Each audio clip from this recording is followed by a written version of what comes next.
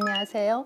중학생 자녀를 둔 부모의 첫걸음을 함께 해주신 학부모님 반갑습니다. 중학교 입학을 앞두고 걱정도 많고 궁금한 것도 많으시죠? 오늘은 중학교 현장에서 아이들과 함께 온 두 분을 모시고 학부모님들의 걱정을 조금이라도 덜어주는 시간을 갖고자 합니다. 두 분 인사 부탁드리겠습니다. 네, 안녕하세요. 오늘 이 시간이 예비 중일 학부모님들께 조금이나마 도움이 되면 좋겠습니다. 안녕하세요. 저는 교사이자 중학생 자녀를 키우고 있는 학부모입니다. 현장의 경험과 현실적 조언을 함께 나눠보도록 하겠습니다. 중학교에 가면 아이들이 많이 변한다고들 하던데 정말 그런가요? 저도 교사지만 저희 아이가 중학생이 되고 나니까 당황스러울 때가 정말 많았어요. 밥 먹어라 한마디 하면은 아무 말 없이 방문을 닫고 들어가기도 하고 그러다 보니까 이제 반항하나 이런 생각 때문에 화가 나기도 했습니다. 그런데 가만히 지켜보니까 이게 바로 아이가 하나의 독립된 인격체로 자라나가는 신호더라고요.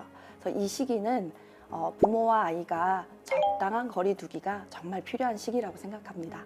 아이가 문을 닫는 건 부모님이 싫어서가 아니라 자신만의 생각의 방을 만드는 과정이라고 볼 수 있겠네요. 네, 맞습니다. 특히 남학생들의 경우 좀 말수가 줄고 감정 표현이 서툴러서 괜한 오해를 사는 경우가 있는 것 같아요.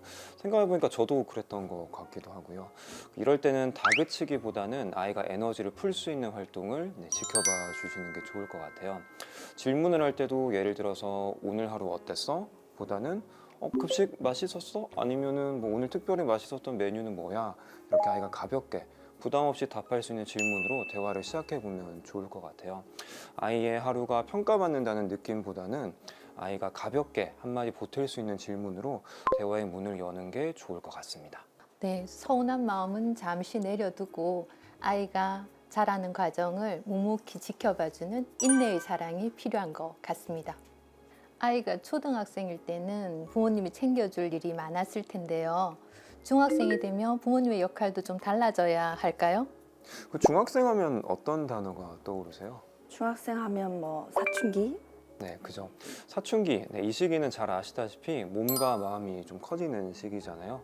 그러다 보니까 독립성도 커지는데 이럴 때일수록 당연히 부모의 역할도 자연스럽게 변화가 필요하다고 볼 수 있습니다. 맞아요. 학교도 초등학교와 다르게 이제 한 분의 담임 선생님이 아니라 여러 교과 선생님들과 함께 생활하는 구조이다 보니까 초등학교 때처럼 일일이 알림장을 다 써주지 않아요. 그러니까 아이들이 이제 스스로 자기 안내나 전달 사항을 챙기는 습관이 필요하죠. 그 평가 관련해서도 좀 변화가 있어서 말씀을 드리면 중학교에서는 이제 과정, 즉 정답보다는 과정을 중요시하는 평가가 더 필요하게 되는데 그 지필평가와 수행평가로 크게 구분을 할 수가 있어요. 보통 중간고사와 기말고사 같은 지필평가는 한 학기 전체 평가 비중으로 봤을 때 뭐 60% 이하 정도를 차지하고요. 수행평가는 40% 이상 정도를 차지하는 편입니다. 40%는 결코 적은 비중은 아니죠. 그 수행평가를 통해서 학생이 뭔가를 계획을 하고 이거를 해결해 나가는 과정, 그리고 다른 친구들과 협력하는 과정 등을 살펴보게 되는데 가정에서는 결과보다는 학생들이 평가를 준비하는 과정 그리고 수행하는 과정에 조금 더 초점을 맞추셔서 격려해 주시고 학생들이 힘을 낼 수 있도록 기운을 북돋아 주시면 좋을 것 같습니다. 이제는 답을 정해주기보다는 아이가 스스로 할 수 있도록 길을 밝혀주는 등대 같은 부모님이 필요한 시기인 것 같습니다. 중학교는 초등학교와 달리 과목도 많고 과목마다 선생님들도 다 다르잖아요. 그래서 부모님들께서 학교와 소통하는 방법이 더 어렵지 않을까 걱정을 많이 하시는데 학교와 현명하게 소통하는 방법을 어떤 것이 있을까요? 제가 생각하기에는 신뢰와 절차가 중요하다고 생각합니다. 그래서 신뢰를 바탕으로 사전 연락과 같은 절차를 잘 지켜주셔서 학교와 기본 약속이 지켜지면은 상담도 더 잘 이루어질 거라고 생각합니다. 다만 이제 수업 시간이나 생활지도 때문에 전화 통화가 어려운 경우가 많아요. 그럴 경우에는 전화 상담이 언제 가능한지 확인하시고 그 다음에 방문 상담을 원하실 때는 이제 사전 예약을 하시면 상담이 훨씬 질이 높아질 겁니다. 그 상담은 아이를 잘 이해하기 위한 과정이잖아요. 그 아이가 겪는 어려움을 학부모님 그리고 선생님이 함께 해결하려고 노력할 때 아이에게 맞는 해결책을 쉽게 찾을 수 있을 것 같아요. 부모님들께서는 아이를 성장하게 해주는 든든한 조력자로서 선생님을 대해주시면 좋을 것 같아요. 네, 소통은 학교와 가정이 우리 아이를 중심으로 한 팀이 되어가는 과정입니다. 서로를 교육 파트너로 존중할 때 우리 아이들은 더 행복하고 건강하게 자랄 수 있다는 점 꼭 기억해 주시면 감사하겠습니다. 네, 또 부모님들이 걱정스러운 부분은 아마 생활 지도일 것 같습니다. 어떤 점을 살펴보면 좋을까요? 아무래도 휴대폰 사용 문제가 제일 걱정거리일 겁니다. 대부분의 중학교에서는 조례 시간에 휴대폰을 걷어서 보관했다가 종례 시간에 나누어주는 학교 규칙이 있습니다. 그래서 가정에서도 무조건 안 돼 하기보다는 학교 규칙처럼 사용 시간이나 사용 장소 이런 규칙을 정해보는 게 어떨까 싶습니다. 아이와 함께 규칙을 정하고 그 다음에 주기적으로 점검한 후에 가정에서 함께하는 시간이 더해진다면 건강한 휴대폰 생활 습관이 이루어지지 않을까요? 그 휴대폰 사용과 더불어 이제 사이버 폭력에 대한 위험도 좀 커지고 있는데요. 사이버 폭력하면은 많은 학부모님들께서 좀 걱정할 수가 있는데 이를 예방하기 위해서는 부모의 적극적인 교육적 개입이 필요하다고 볼 수 있습니다. 이에 출발점이 되는 게 바로 부모와의 대화겠죠. 그래서 아이에게 요즘 자주 쓰는 앱이 뭐야? 혹시 어떤 앱으로 친구들과 자주 소통하니?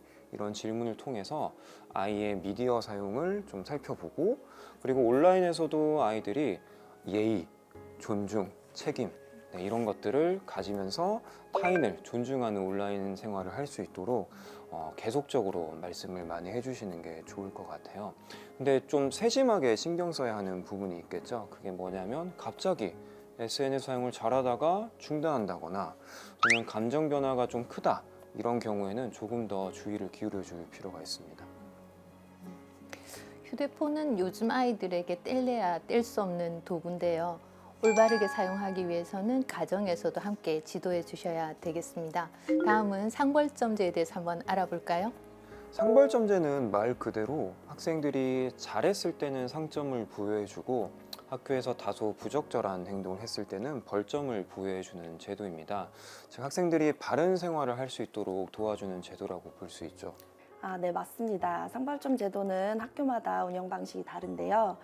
일반적인 방법으로는 상점을 받으면 상점에 대한 학교에서 정한 보상이 주어지고 벌점이 누적되면 학생과 학부모에게 안내가 됩니다. 경우에 따라서는 교내 봉사 활동과 같은 것으로 벌점을 상쇄하는 기회를 주기도 합니다. 상벌점제 운영 방식에 대해서 학부모님들께 자세하게 안내가 이루어지지요? 네, 당연히 안내가 이루어지고요. 학기 초 가정통신문이나 학부모 총회 등을 통해서 그 상벌점 제도를 운영하는 학교라면은 안내를 할 거고요. 가정에서는 이러한 안내를 잘 살펴봐 주시고 이 상벌점 제도가 취지에 맞게 잘 운영될 수 있도록 같이 가정에서도 지도해 주시면 좋을 것 같습니다. 끝으로 우리 아이들의 안전과 건강을 위해서 가정에서는 어떤 점을 신경 써야 할까요? 가정에서는 학생들이 규칙적인 생활 습관을 가질 수 있도록 신경 써주시는 게 필요합니다. 그래서 학습과 수면 관리가 잘 이루어지고 머리 감기나 손발톱 관리와 같은 사소한 문제도 아이가 스스로 할 수 있도록 잘 지도 부탁드립니다. 제가 스트레스 관리 관련해서 또 한번 말씀을 드려도 괜찮을까요?